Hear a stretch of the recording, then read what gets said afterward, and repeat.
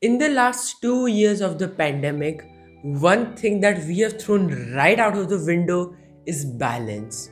There is no line between work and life. We wake up at 7 8 a.m., get started on our work, and then till late night we keep on working. Is that really the kind of life we should be living? Is that really the kind of productivity that we should strive for?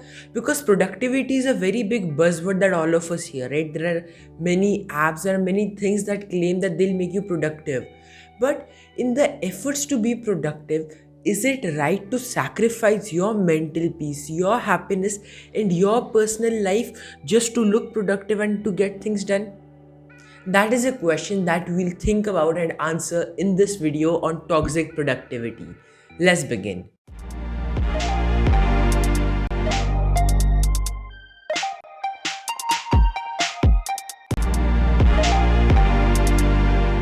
What? Productivity can be toxic too? Yes.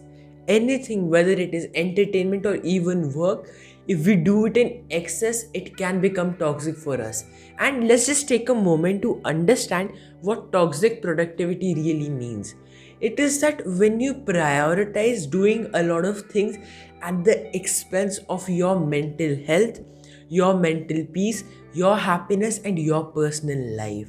See, before the pandemic, things were a little simpler. We used to go to our offices, or we used to go to our schools, we used to study, we used to do our work, and then we used to come back. That period of going to office sets us up for doing the work, and then while we come back from the office, that then sets us up for the personal life that we'll be having. When the pandemic hit, everyone started working from home, and this line became very diluted. We couldn't really understand where this thin line is, and that is why toxic productivity began. It was there before the pandemic also, but then we kind of accelerated it. But why did that happen? Let's begin with understanding what are the reasons behind toxic productivity. And the number one reason is thinking that we are not enough. Online, we see so many people doing so many things, and we see the hustle culture being promoted that keep hustling, keep pushing, do all of these things, keep burning the night oil, whatever it is. We get those inspirational, motivational messages. But if they instill some kind of toxicity in us and some kind of negative feelings in us, that am I really doing enough? Is this really how I should be working? If we get those kind of questions, then it is that we are doubting ourselves, we are doubting how much work we are doing, and that can then lead to toxic productivity, because then we think, oh no, I have to work more, I have to do this, so many people are doing so much more, and that then creates a lot of problems for us. Many times, the picture that people present to us is not what really goes on behind the scenes. And that is why we think that everyone else is being ultra productive, everyone else is doing a lot of things. And so, when we are not doing a lot of things, right, when we are taking out a break for ourselves, this toxic productivity mindset makes us feel bad for taking that break. It makes us feel that, oh no, somebody else is working, I am not, I will be left behind. And when we have these kind of questions, then it does not really help us become more productive. It instead creates stress, anxiety, negativity, and pressure in us, which then leads to burnout. And then another reason, that is an internal reason, not dependent on external factors, is that we have identified ourselves too much with our work.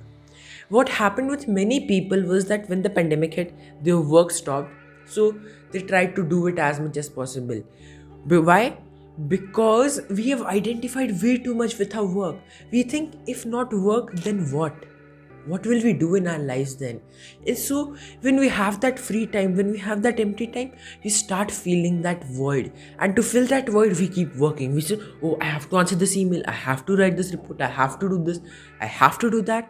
And that kind of mindset again leads to toxic productivity, leads to imbalance, and that imbalance then leads us to burnout, breakdown, and so much more. See, when you're driving a car, if the car is not balanced at all, you'll go take one sharp turn and the car will topple over. It's the same with your life. If you don't balance the personal and the professional aspects of it, it will topple anytime a turn or a challenge comes up. So, How can we create that balance? How can we get rid of toxic productivity?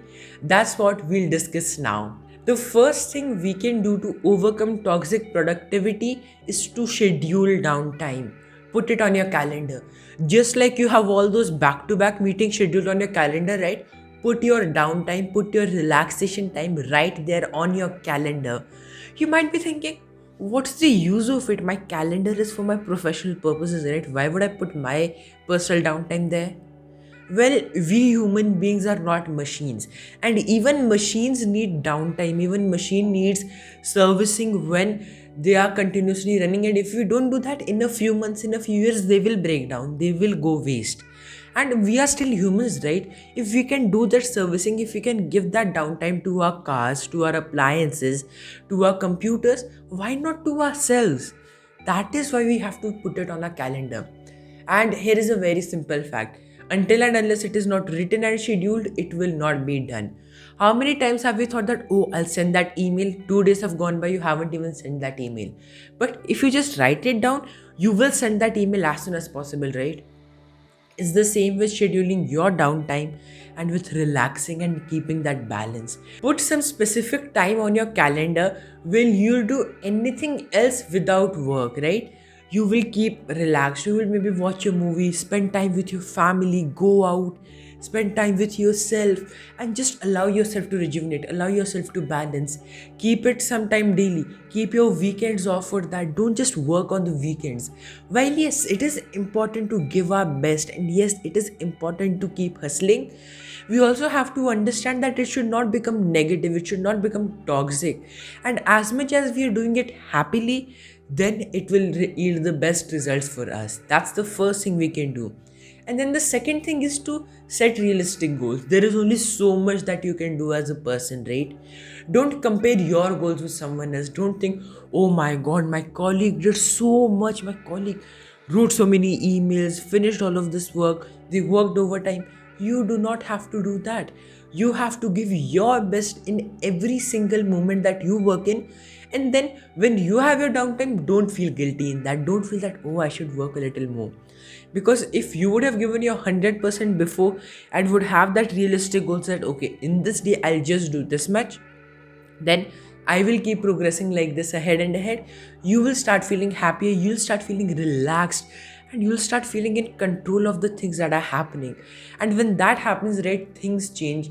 Your negativity, your stress levels go down, you feel happier, you feel much, much, much more better. The third thing is to keep a check on your mental health and your happiness. If you feel happy, if you feel good, if you feel energetic every single day, there's nothing better than that, right? And so ask yourself these questions. Am I feeling good? Am I feeling positive? Am I feeling happy? Is my work not burning me out? Whatever this is, keep reflecting, keep asking these kind of questions. And whenever you feel that, yes, there's a lot of pressure, there's a lot of stress, and you just cannot handle it, go take a break for a few days. Whenever possible, try to do that. Don't stress that, oh my god, I'll miss some work, something else will happen, whatever it is. Take that break, you need it. But then come back stronger, come back better, and rock the world. And finally, the fourth thing is to set boundaries. Don't merge your personal life with your professional life. Keep specific boundaries. How? Decide that you'll start your work at a specific time every day and do that. At that time, don't just go onto YouTube and say, oh, I'll just watch some videos, then I'll come back. Don't do that. Get started on your work. In the evening, don't say, oh, I'll just finish this, I'll just do this, then I'll go back. If it is very necessary, extend the time, allocate. It is okay to extend it sometimes whenever needed. You have to be flexible. But other times, keep a strict boundary that this is the time till which I'll work, till here I'll finish everything. I'll try my best to get every single thing done.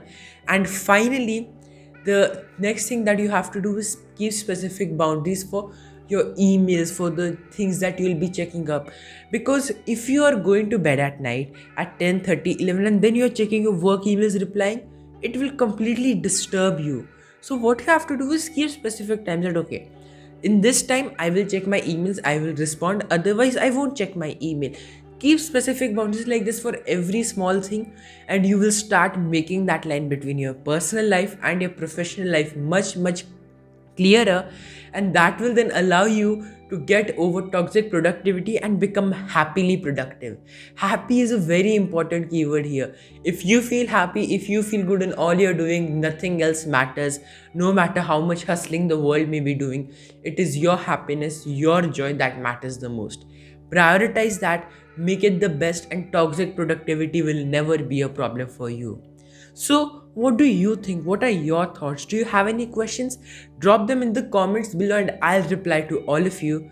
And also, subscribe to this channel for more videos like this and hit the like button because it keeps me motivated to make more and more of these videos, and share it with as many friends and colleagues as possible. Maybe someone else is also struggling with this aspect of toxic productivity. This video could help them out, help them get to that as well. Thank you very much for watching this video, and remember that you are limitless, you are awesome. Keep shining and keep rocking.